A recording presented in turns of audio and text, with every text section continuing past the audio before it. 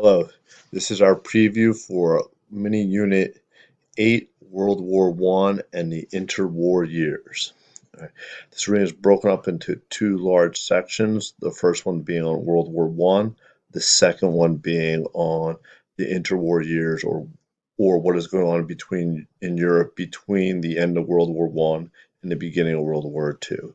So this rising tensions in Europe section is pretty much about the causes of World War I. From there, the crisis in the Balkans. This is dealing with a specific event uh, that ignites the larger causes that went over above. And then the third section here, the Great War begins, is about this war getting started. Uh, World War I is sometimes known as the Great War.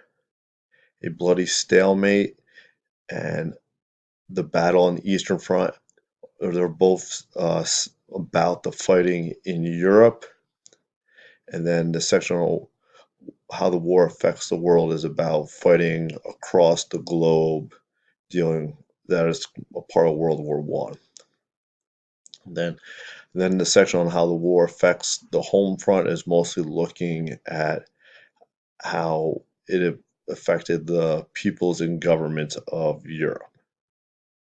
And then our final two sections here are one, how the Allies win the war, which is with England, the United States, and France.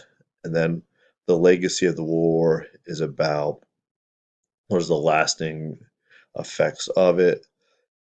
And then the Allies meet to debate peace is about the peace conference that will ultimately uh, end the fighting in Europe. A troubled treaty goes over the problems of this treaty, which is known as the Treaty of Versailles. Here's our next large section, the interwar years.